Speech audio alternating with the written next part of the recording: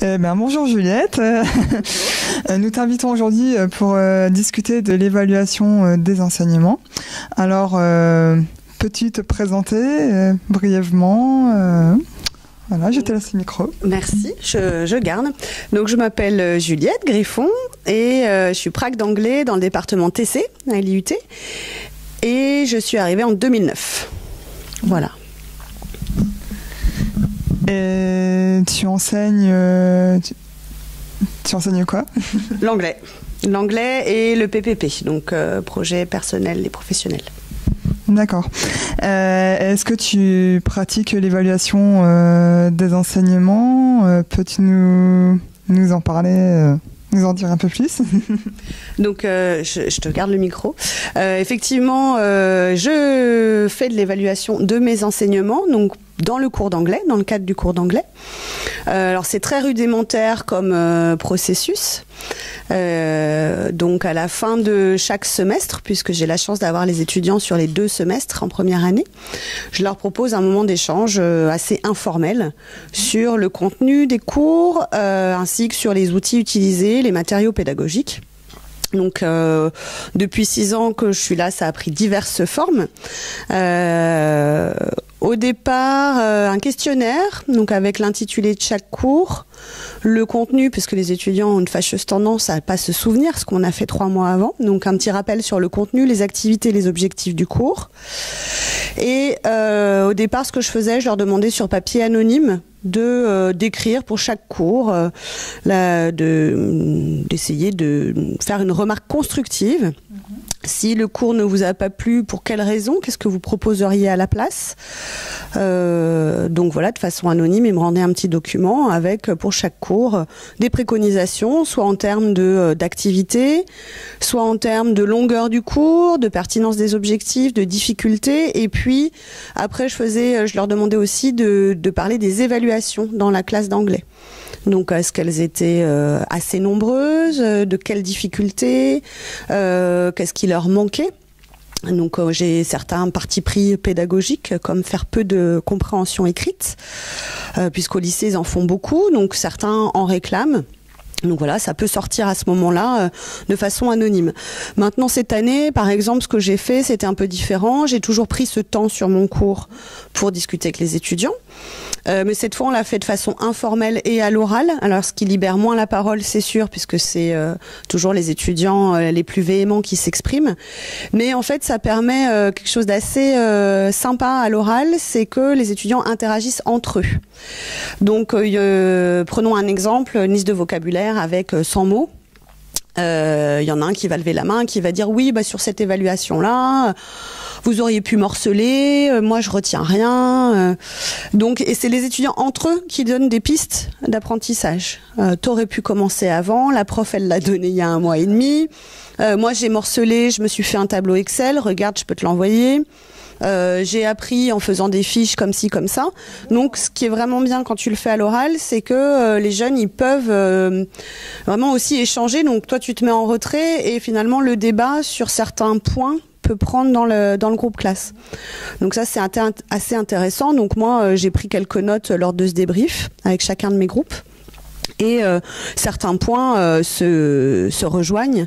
Donc c'est là où tu peux te dire, finalement, tiens, pour ça, si tout le monde me le dit, c'est peut-être qu'il faut que je fasse évoluer ma pratique. Donc j'explique bien aux étudiants qu'il ne s'agit pas d'une évaluation qui porte sur le personnel ou ma façon d'animer les cours, mais bien sur le contenu des cours, les objectifs, la difficulté.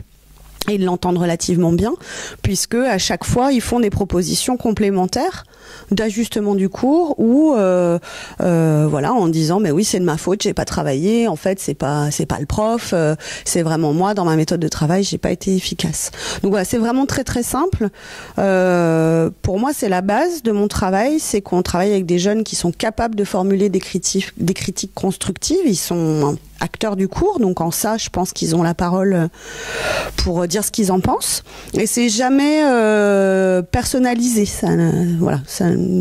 C'est vraiment, il faut le prendre. Enfin, moi, je le prends comme simplement un autre point de vue, le point de vue de celui qui prend mon cours. Donc voilà, l'utilisateur du cours. Donc au final, c'est vraiment bien pour ça, c'est un vrai temps d'échange.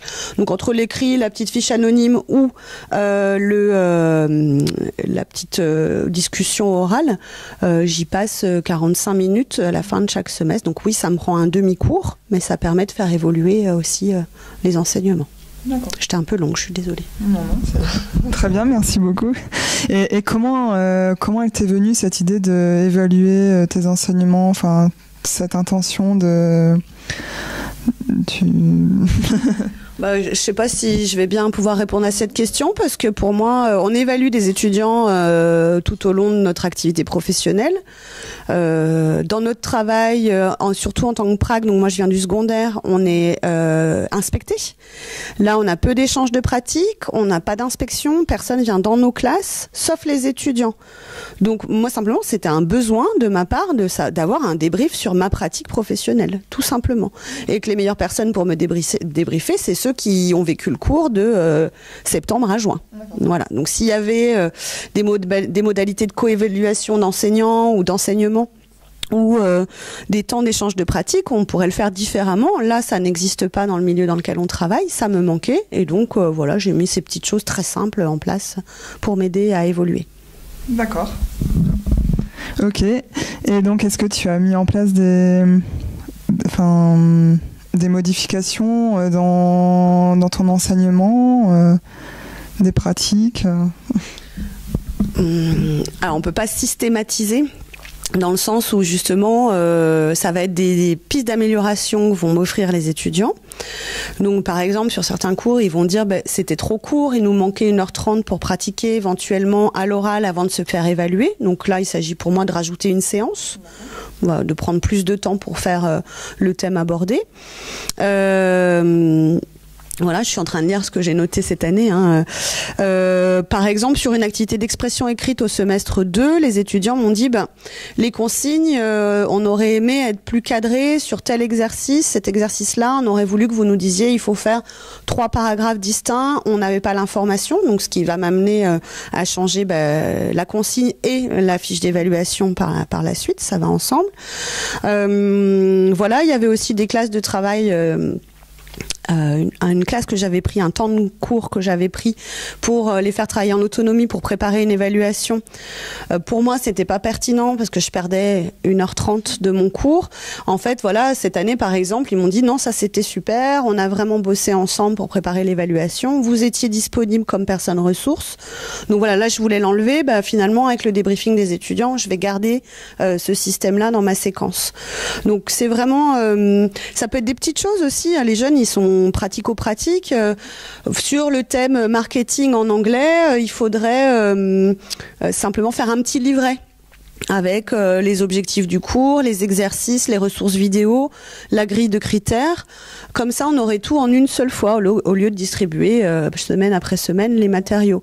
C'est des petites choses toutes simples et c'est vrai que voilà. Donc ça me fait évoluer aussi sur du très pratique. Voilà. Donc globalement, c'est pas quelque chose de comment on pourrait dire, de populiste. Enfin, je veux dire, les étudiants sont contents d'avoir ce temps de débriefing, mais derrière, il faut aussi faire changer sa pratique quand on nous dit que ça va ou que ça va pas, essayer d'en faire quelque chose. Sinon, ça sert à rien. Tout à fait. Et est-ce que pour les enseignants qui voudraient mettre en place ce type d'évaluation, quels sont les conseils que tu pourrais leur donner Est-ce que tu vois par exemple ton évaluation, ta pratique d'évaluation, est-ce que tu l'envisages autrement ou pas? Alors oui, parce que en termes de conseils, vu le côté rudimentaire de ma pratique d'évaluation de mes cours, j'ai pas de conseils à donner. Je veux dire, mes collègues, chacun fait bien comme il veut dans sa classe. Par contre, moi, effectivement, ce qui m'intéresserait, donc à l'IUT, on a l'évaluation du semestre 1 et du semestre 4. Oui. Les jeunes ont juste à se connecter. Donc ça me semble intéressant de pas avoir à le faire. Je vais parler comme les jeunes, mais à l'arrache, parce que c'est ce que je fais. Donc d'avoir quelque chose d'un peu plus cadré, ça serait pas mal. Maintenant, je me suis renseignée auprès de collègues. J'ai une collègue qui utilise un petit système qui s'appelle Kahoot, je crois, qui permet aux étudiants avec leur téléphone portable de réagir par SMS et ce qu'ils écrivent ça va directement au tableau projeté. Et je me dis que si je veux maintenir ce temps d'échange à l'oral, tout en gardant l'anonymité, eh ben, cette collègue m'a offert l'outil idéal.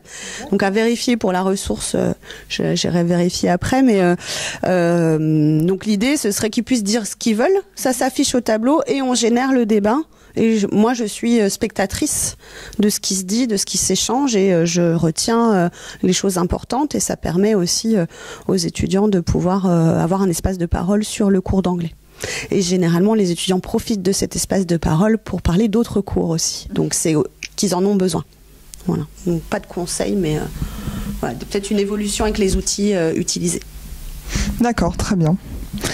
On te remercie beaucoup, Juliette, et puis voilà, on t'invitera peut-être pour une prochaine interview. Voilà. Donc on te souhaite une bonne journée.